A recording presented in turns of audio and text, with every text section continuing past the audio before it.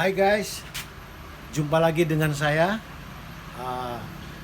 Untuk kesekian kalinya ketemu di channel saya yang berbicara tentang seni rupa, khususnya cukil kayu. Untuk saat ini saya akan membuat sebuah karya yang menceritakan tentang alam Indonesia. Nah, ini adalah karya pesanan teman saya, seorang Jepang. Beliau adalah seorang redaktur dan juga wartawan di sebuah majalah Jepang di Jakarta. Dia sangat mencintai kebudayaan Indonesia dan dia menginginkan sebuah karya yang menampilkan cerita tentang dirinya dan kucing yang sangat dia sukai. Dia sangat menggemari kucingnya sehingga mau ditampilkan dalam bentuk lukisan. Oke, untuk pertama yang kita lakukan adalah kita menyiapkan. Ini saya sudah siapkan beberapa alat-alat untuk membuat pahatan itu. Ini adalah pahat dari Bali. Ini adalah pahat dari Jawa, bentuknya seperti ini. Dan ini adalah pahat dari Cina. Jadi saya menggabungkan. Nah, sebelum kita sampai ke tahap memahat ini, yang kita persiapkan adalah membuat konsep. Konsepnya adalah menggambarkan itu. Jadi saya harus membuat dulu sketsa tentang saya membayangkan dia ada di Pulau Belitung ini, di tengah-tengah sebuah perkampungan nelayan di Pulau Belitung yang sangat Indonesia banget. Jadi saya sedang berimajinasi dia ada di kampung itu bersama kucingnya. Oke, sekarang mari kita lihat cara proses membuatnya. Nah, karya ini sengaja saya buat untuk saya masukkan ke dalam konten saya agar teman-teman dapat melihat, sekaligus dapat melihat bagaimana cara membuatnya. Jadi pesanan ini, tapi Anda juga bisa melihat bagaimana cara membuat pahatan kayu itu.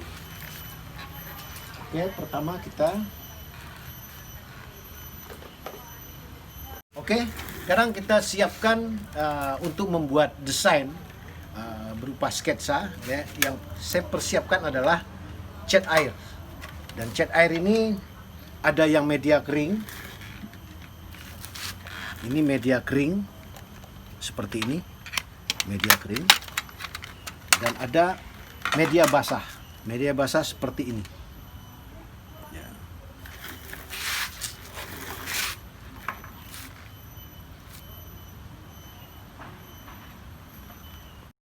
Kick.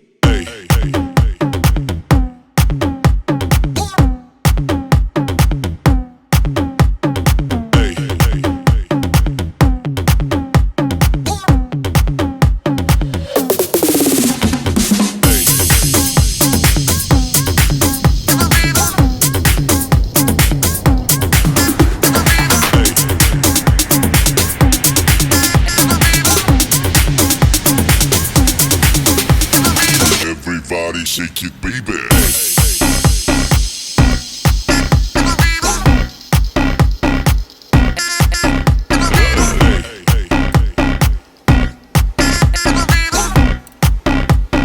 Everybody shake it, baby.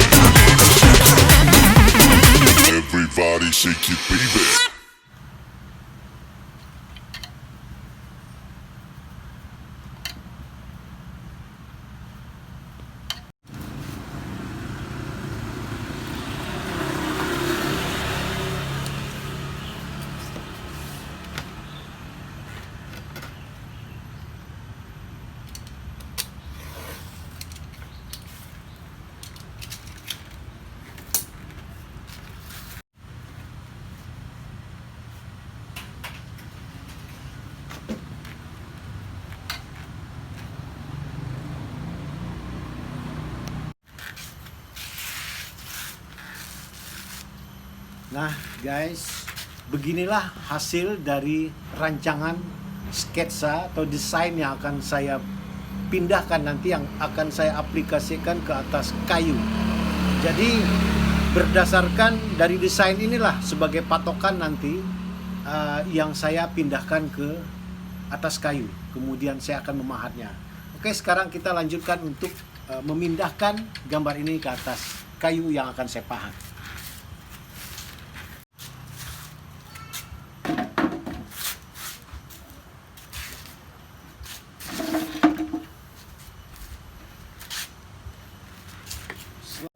Ya, langkah selanjutnya adalah saya sudah persiapkan sebuah papan. Ini berasal dari kayu jati. Ini adalah limbah, dan saya memang biasa menggunakan limbah-limbah kayu yang sangat baik. Yang ini umurnya sudah 100 tahun lebih, bekas bangunan dari jati yang saya ambil, saya manfaatkan. Dan ini kalau pada waktu ini terdengar suara-suara yang agak ramai, memang studio saya ini berada di pinggir jalan, dan di depan sana ada pantai, dan saya di pinggir pantai. Suasana seperti ini, dan saya sudah terbiasa bekerja di tengah-tengah orang ramai. Justru makin banyak yang menonton pada saat bekerja, semangat saya makin nyaman. Nah, oke.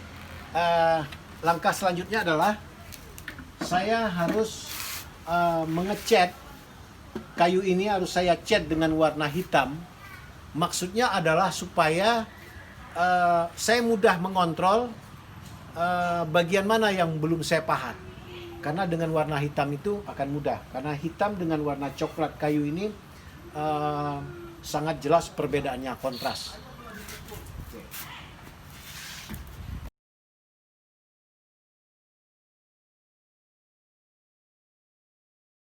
Nah, cat hitam yang saya gunakan ini boleh berbahan minyak, boleh air. Dan yang saya gunakan ini kebetulan ini adalah akrilik.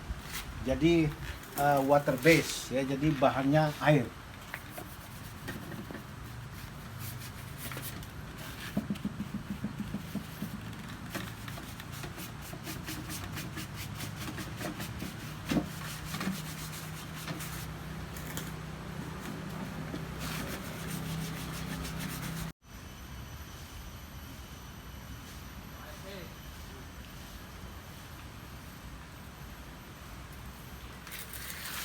Ya, selanjutnya guys, ini selanjutnya adalah setelah desain ini selesai dan papan ini cat yang hitam tadi sudah kering, barulah saya memindahkan gambar ini. Artinya saya men-sketch ulang lagi, membuat sketsa. Saya menggunakan pensil putih. Jadi pensil putih ini karena ini dasarnya hitam, makanya saya harus menggunakan pensil yang berwarna putih seperti ini.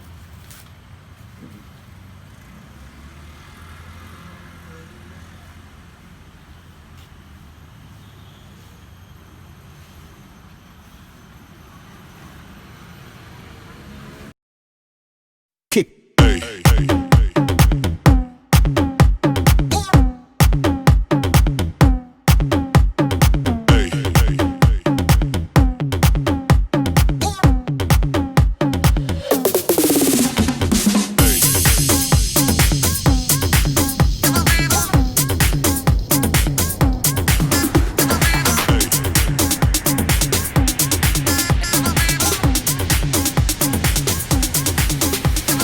Everybody shake it, baby.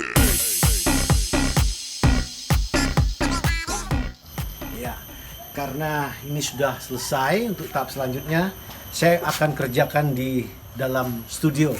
Karena di sini terlalu bising, terlalu angin, jadi saya masukkan ke studio.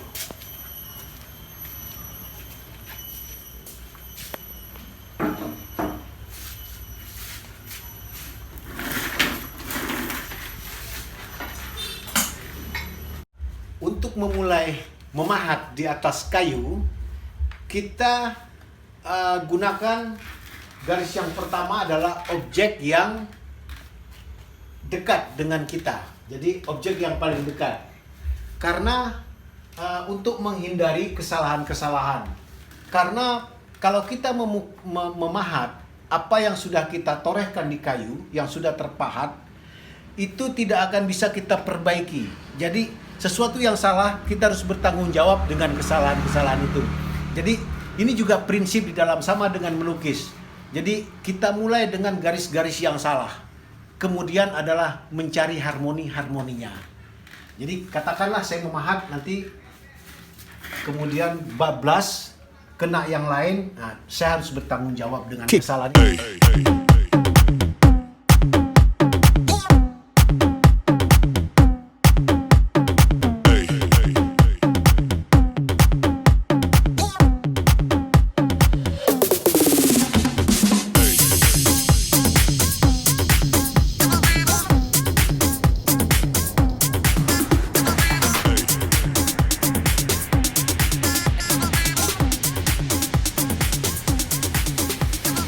Everybody shake it, baby.